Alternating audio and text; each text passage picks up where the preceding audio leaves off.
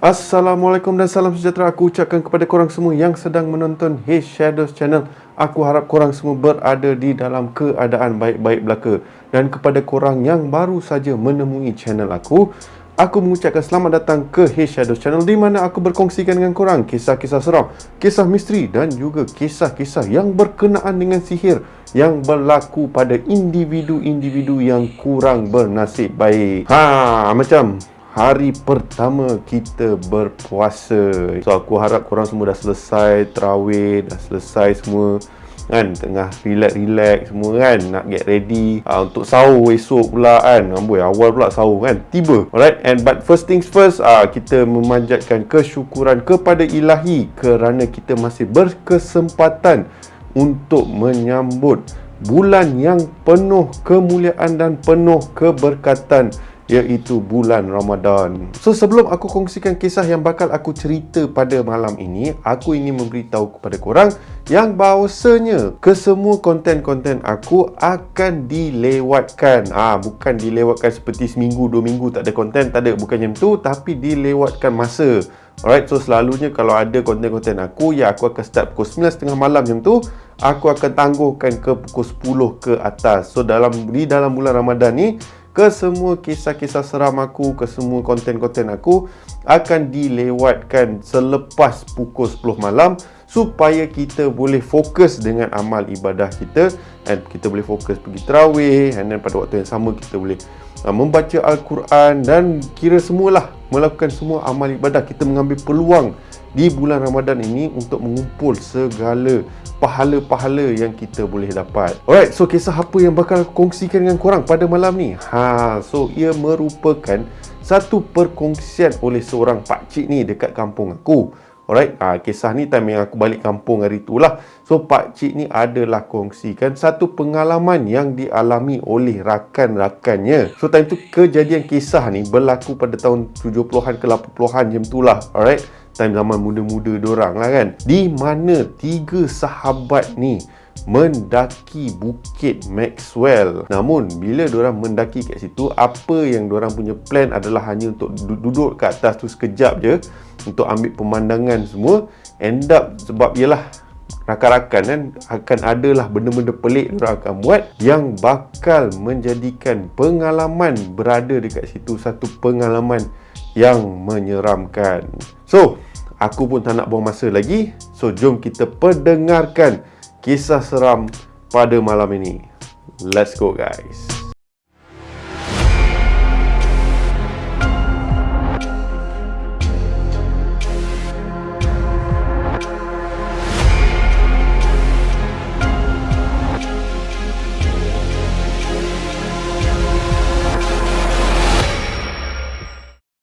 Bukit Larut ataupun nama glamournya pada suatu ketika dahulu iaitu Maxwell Hill merupakan satu tempat peranginan di atas bukit yang terletak 10 km daripada Bandar Taiping, Perak. Alright? Dan tempat tersebut ditubuhkan pada tahun 1884. Lama mat, dah 100 lebih tahun lah ni. Dan ia merupakan tempat peranginan yang tertua di Malaysia. Bangga aku anak jati Taiping.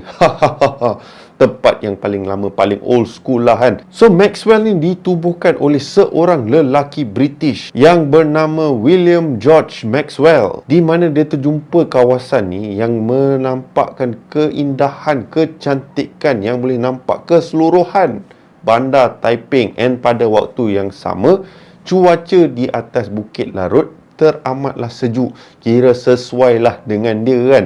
Orang-orang British daripada London ni semua dah biasa dengan cuaca-cuaca sejuk. Datang Malaysia panas, so tak boleh tahan lah. So diorang pun bina lah resort dekat atas tu. Bukan literally bina resort lah, dia bina macam kawasan perumahan peranginan dia lah dekat situ untuk dia bersantai sambil menikmati kesejukan di atas bukit tersebut. So aku malah nak cerita banyak sangat sejarah dia kan, nanti dah jadi benda lain pula, bukan kisah seram. Okay, so kembali kepada cerita. So tempat ni lepas dah British semua dah belah semua, diorang menjadikan satu tempat peranginan di mana orang-orang boleh datang untuk beristirahat, untuk menikmati pemandangan yang cantik yang melihatkan seluruh bandar Taiping, yang kau sampai boleh nampak Kuala sepetang yang tu tau. So memang cantik lah view dia dekat atas sana. Aku tak pernah pergi. Sembang macam pernah pergi. Alright. Tapi tempat tersebut kalau nak pergi, seingat akulah, aku rasa sampai ke hari ni pun sama juga, melainkan kau ada 4-wheel drive lah. Dia akan ada satu jeep yang ada dari bawah yang akan membawa korang ke atas. Lepas tu dia adalah waktu-waktu tertentu. Kalau kata korang tak stay dekat tempat tu, korang kena turun dengan jeep tu lah. Kalau kata korang termiss jeep tu, settle lah. Kau sama ada kau kena turun bukit tu sendiri, ataupun kau kena stay lah semalam dekat tempat tu. So di antara rakan-rakan pakcik aku ni yang bernama Syamsul, Arman dan juga Mokhtar, diorang ni selalu lepak bersama, boleh dikatakan kawan yang rapat, dan selalu mempunyai bermacam-macam aktiviti lah. Yelah, zaman dulu mana nak adanya main handphone lah, pergi tengok wayang sangat lah, ataupun macam-macam benda tu lah. Lebih kepada aktiviti-aktiviti luar. Alright. So diorang ni lebih kepada tiap macam Sabtu Ahad macam tu, diorang akan pergi ke Lake Garden and buat apa macam-macam lah aktiviti kat sana kan. Kau tahu lah Lake Garden tu macam mana kan. Siapa yang tak tahu Lake Garden, dipersilakan pergilah ke Taiping. Memang tempat tu cantik kan. Kalau korang sempat, pergilah Zoo Taiping. Amboi, aku siap promote lagi. Patut jadi duta Taiping kan ni. So anyways, kembali kepada cerita. So diorang bertiga ni ke mana sahaja diorang pergi, diorang akan selalu lepak bersama lah. And especially aktiviti diorang pada hari Sabtu Ahad ni, diorang akan pergi ke satu tempat yang bernama Sungai Bermis. So diorang selalu pergilah dekat kawasan situ, mandi-mandi sungai lah, apalah, sambil tu panjat bukit lah, apa, hiking lah, macam standard lah. So 3 sekawan adalah pada suatu hari ni, si Samsul ni dia terfikir, apa kata kalau kita panjat ataupun kita hike Bukit Larut. Tapi zaman dulu diorang tak panggil Bukit Larut. Diorang tak tahu Bukit Larut tu apa. Diorang panggil Maxwell Hill. So aku akan menggunakan Maxwell Hill sebanyak yang mungkin. Alright. Diorang ni disebabkan diorang nak cari aktiviti yang baru, semua benda kan. So adalah satu hari ni di mana diorang dapat idea untuk panjat Bukit Maxwell tu. Alright. So Syamsul pun bagi tahu lah si Arman dan juga si Mokhtar ni, and diorang pun bersetuju. Yelah, tiap-tiap minggu takkan nak asyik mandi sungai je, boring kan.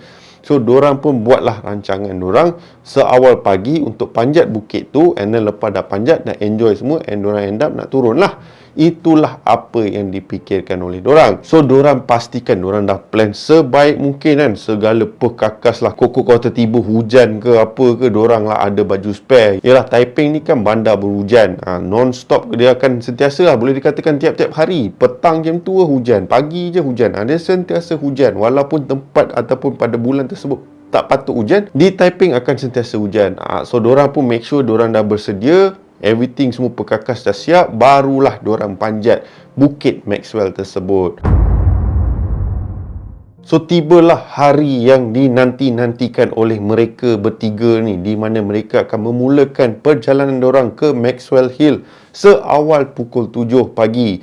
Alright, Syamsul ni dah prepare semua barang-barang dia. Arman pun dah siap dengan makanan-makanan yang diorang bakal bawa ke atas sana. And si Mokhtar ni hanya bawa diri. Lebih kurang macam tu lah ceritanya, okay. So diorang semua dah ready di kaki bukit, and diorang pun memulakan perjalanan diorang panjat Bukit Maxwell. So macam biasa sepanjang perjalanan diorang banyaklah dia punya liku-liku dan cabaran bila memanjat Bukit Maxwell ni. Tak banyak yang dikongsikan berkenaan dengan perjalanan sepanjang diorang naik, tapi apa yang diberitahu, dia mengambil masa lebih kurang 45 ke 1 jam macam itulah untuk sampai ke tempat peranginan di atas Bukit Maxwell. So apabila hampir 45 minit ke sejam macam tu, akhirnya diorang pun tiba di puncak Bukit Maxwell. So bila diorang dah sampai sana, cantik pula cuaca, tengah sejuk berkabus. So si Samsul, Mokhtar dan juga Arman ni pun alamak cantik lah. Cuaca pun memang sedap kan, dengan angin, dengan kabus. So diorang pun relax lah, bersantai. And then cantik pula si Arman, rupanya dalam beg dia bawa nugget untuk makan-makan sambil bersantai semua.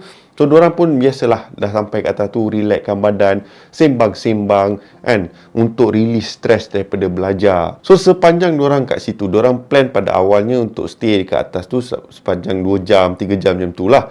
Tapi disebabkan pemandangan yang cantik di ke atas sana, Si Samsul ni bagi satu idea. Apa kata kita stay dekat sini, atas ni, sampai petang macam tu kan. Kalau boleh kita try nak dapat tengok sunset kan. Ataupun kita try lah sebelum jeep terakhir yang datang, dan kita turun lah. So, diorang pun fikir cantik lah. Memang plan yang terbaik. So, diorang pun biasalah jalan-jalan explore dekat kawasan tersebut.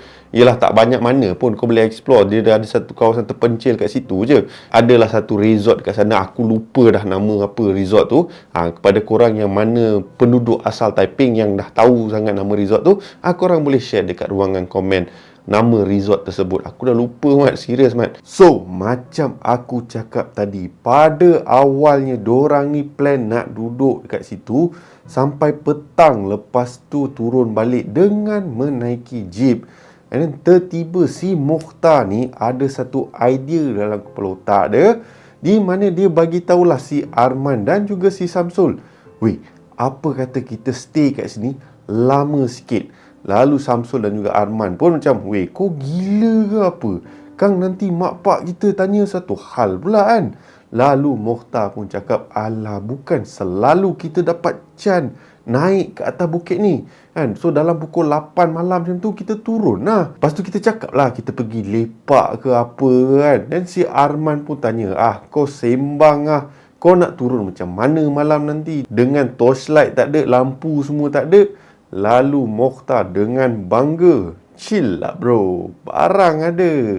Rupa-rupanya si Mokhtar ni dah rancang dalam diam nak buat apa semua tu. Okay, dia dah plan awal-awal lah. So, diorang pun semua okey lah pada masa yang sama.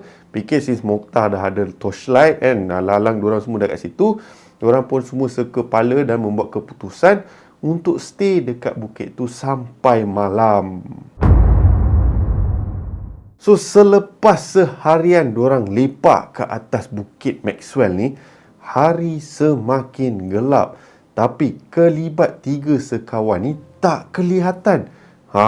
Pelik kan? So, rupa-rupanya diorang ni sebenarnya dikatakan sedang sorok and tak nak ditangkap atau dicari oleh pemandu jeep atau sesiapalah yang ada ke atas tu. And pot diorang sorok ni, diorang memang padu lah. Diorang sorok dalam hutan weh. Siapa je nak cari dalam hutan? Tapi aku satu lah, berani, Mat, diorang sorok kat area situ. Dia cerita pasal Bukit Maxwell, hutan dia bukan hutan biasa, Mat. Hutan tebal, bukan macam hutan yang kau ada dekat apa nama tu, Bukit Gasing. Bukit Gasing ke Broga ke kan. Okey, Broga pun boleh tahan dekat tebal dia. Tapi ni bukit dia lain, Mat. And then plus zaman dulu pula memang dahsyat lah. So berani lah, respect lah, diorang boleh lepak kat situ. And then lepas beberapa ketika, lepas diorang dengar bunyi jeep tu pun dah turun daripada bukit tersebut, mereka pun keluarlah dari semak samun dari dalam hutan tadi. And diorang rasa seronok kan, sebab tinggal diorang je sekarang kat atas tu. Memang sedap lah, memang enjoy lah cerita dia kan. So seperti setiap remaja, diorang pun teruja dengan suasana di bukit di waktu malam.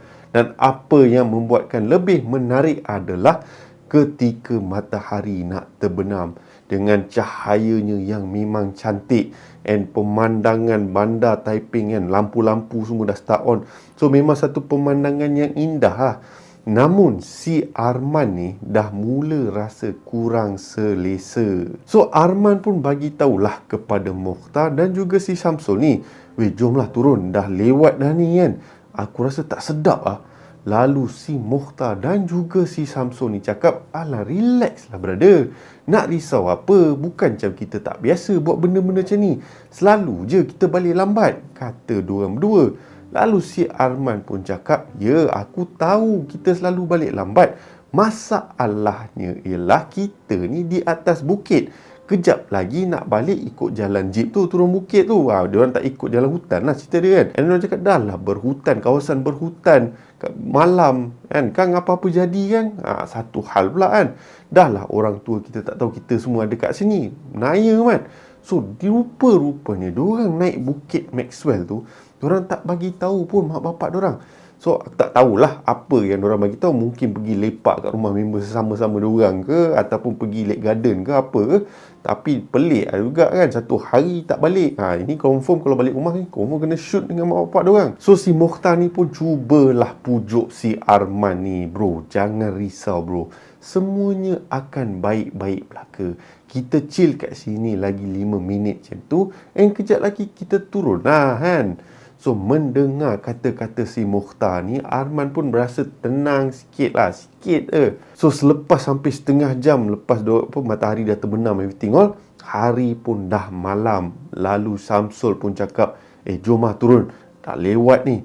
Lalu mereka bertiga pun memulakan perjalanan mereka turun dari Bukit Maxwell.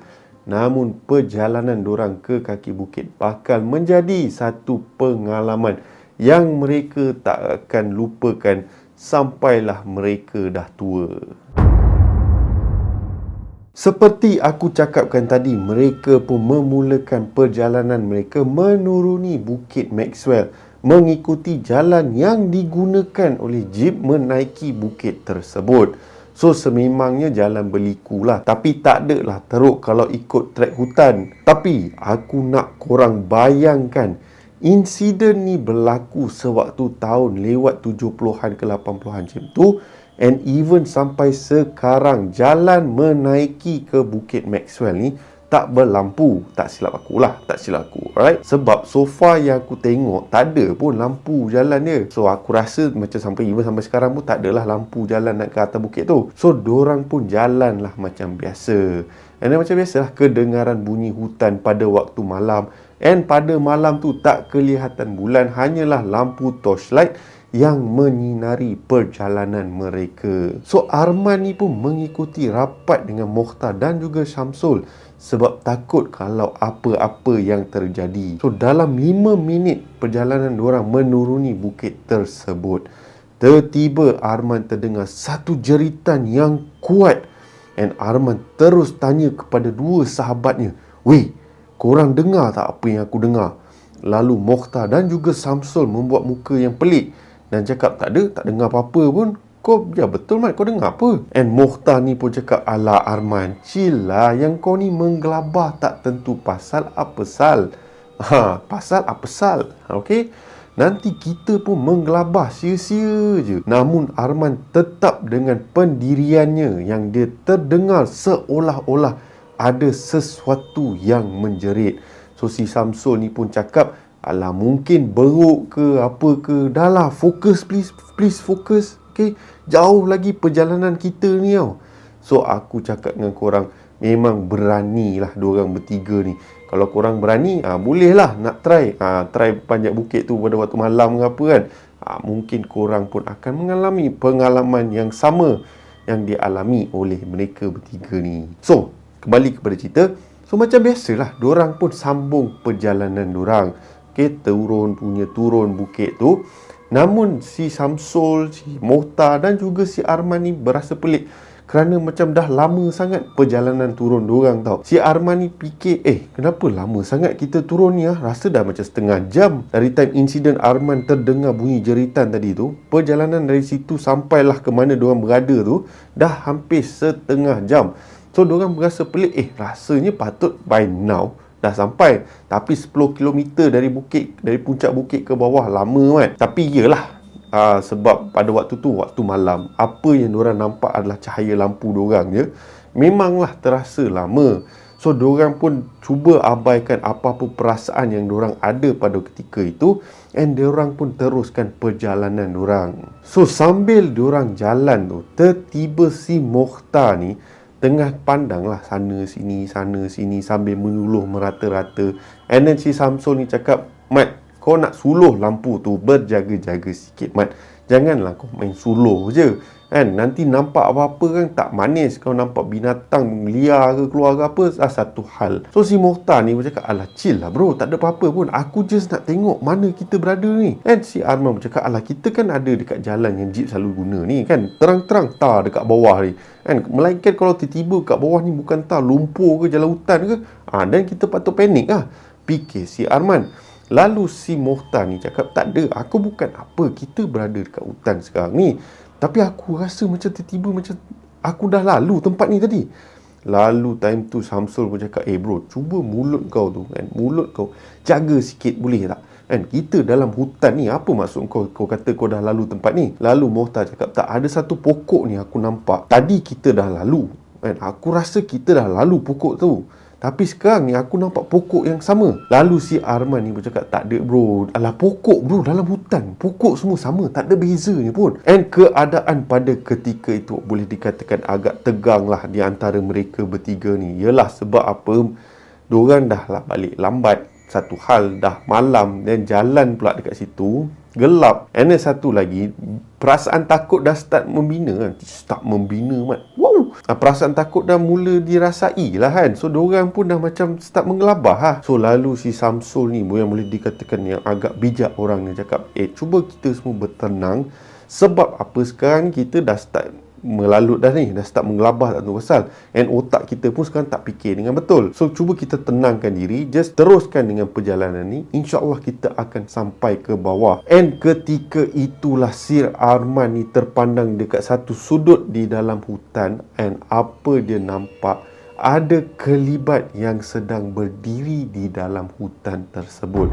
Dia sedang berdiri seolah-olah di belakang pokok, ada satu pokok kat situ, sambil memerhatikan mereka bertiga. Lalu si Arman terus tepuk bahu si Mokhtar dan juga si Samsul untuk pandang di mana dia sedang pandang ketika itu. And si Samsul dan Mokhtar ni pun pandang dan alangkah terkejutnya mereka bertiga. Sebab apa? Diorang bertiga semua nampak benda yang sama. Ternampak satu kelibat yang sedang berdiri di belakang pokok memerhatikan diorang. And apa yang lagi mengerunkan and apa yang lagi mengerikan adalah apabila diorang nampak kelibat atau makhluk tersebut tertiba panjat pokok dengan begitu laju. And time tu Samsul sambil pandang pokok tersebut, dia tanya kawan dia yang dua orang tu, korang nampak apa yang aku nampak? Laju mat benda tu panjat pokok. And time tu Arman dan juga Mokhtar pun setuju dengan apa si Samsul cakap. And diorang terus lari menuruni bukit tersebut. And yes, bila kau lari, bukit tu curam mat. Bukan nak kata curam sebab apa lah, tapi memang curam lah dia punya jalan dia. Bila kau lari, kau confirm akan hilang kestabilan bila lari dan turun bukit macam tu. Si Arman ni entah apa dah jadi, dia tergelincir ke apa and dia pun terjatuh. And bila dia terjatuh, dengan member-member sekali, dia sebat jatuh sekali. So, diorang semua jatuh lah. So, diorang bertiga macam, kau boleh lah jangan buat hal. Kita dah lah nampak benda yang tak manis ni. Sekarang kau pula nak jatuh-jatuh pula bagai. And pada ketika itu, diorang dengar seperti ada sesuatu yang sedang melompat dari pokok ke pokok. And time itulah diorang dengar suara mengilai yang begitu kuat.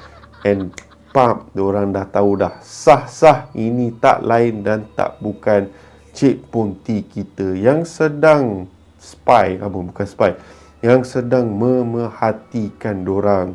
And si Arman, si Mokhtar dan juga si Samsul cepat-cepat bangun and terus lari menuruni bukit tersebut. And apa yang lagi dahsyat adalah sepanjang diorang tengah lari turun bukit tersebut, diorang memang non-stop kedengaran seperti sesuatu yang sedang mengekori langkah diorang tau. And time tu diorang dah panik, tapi diorang still kena fokus. Diorang kena make sure diorang still berada di atas jalan yang sama.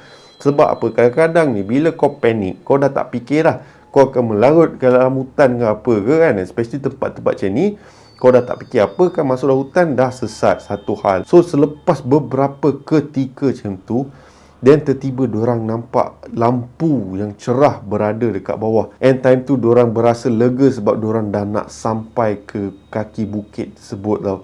And diorang boleh dengar seperti ada bunyi-bunyi enjin, bunyi tu. Yalah, bunyi enjin jeep semua tu kan. Ada tengah standby kat bawah tu. So diorang pun lari lah. Namun sambil diorang lari tu, si Arman ni tak tahu kenapa dia decide untuk pandang belakang. And apabila dia pandang belakang, alangkah terkejutnya si Arman apabila dia ternampak kelibat yang sama lagi sedang bergayut di atas pokok sambil memerhatikan diorang. Lalu Arman bagi tahu si Samsul dan juga si Mokhtar ni, cepat weh, benda tu tengah usah kita baiknya weh. And dalam beberapa minit macam tu, kurang daripada 5 minit, diorang pun sampailah ke base kat bawah bukit tersebut. And alangkah terkejutnya orang dekat bawah tu sebab apa? Ada orang yang masih ada atas bukit tu. Time tu diorang pun yang ada dekat bawah tu pun terkejut lah. Apa hal tiba-tiba ada manusia kat atas tu? Patutnya tak ada orang dah. So 3 sekawan ni pun explain lah, terangkan lah dekat diorang ni apa yang dah berlaku, apa yang diorang buat. And macam biasalah, orang-orang yang bekerja dekat kawasan situ semua shoot lah 3 budak ni kan. Lalu mereka pun dibawa pulang dan pihak yang bertanggungjawab menjaga kawasan tersebut memberitahulah kedua ibu bapa diorang apa yang diorang dah lakukan and everything. So memang confirm lah diorang bertiga ni kena tembak dengan mak bapak diorang kan. Dah lah naik bukit tu tak bagi tahu. Dan lepas tu balik lambat. Lepas tu turun pula time malam dekat bukit tu. And lepas tu lagi yang bagi stres, lagi trauma buat diorang bertiga, diorang dah kena gangguan yang tak manis dekat bukit tersebut. So selepas insiden tersebut, si Arman, si Mokhtar dan juga si Samsul ni dah consider insaf, tak nak buat lah benda-benda macam tu lagi. Yes, walaupun diorang still naik ke bukit tersebut, kali ni diorang lebih berjaga-jaga lah. Diorang bagi tahu mak bapak diorang, and then diorang make sure diorang naik pada waktu yang tertentu and turun pada waktu yang tertentu. Diorang tak ada nak buat kerja gila ke apa, sebab diorang tak nak pengalaman yang sama dialami oleh diorang. Right, so consider berani lagi lah. Walaupun dah kena kacau dekat tempat tu, diorang still naik lagi bukit tu. Tapi apa yang epic lah, mengikut kisah yang dikongsikan pada aku, 3 sahabat ni boleh dikatakan legend. Bukan legend apa lah, kira dekat sekolah semua diorang pun sembang lah. Weh, kau bayangkan kita orang naik bukit Maxwell ni, jumpa Pontianak lah, jumpa ni lah, apa semua lah.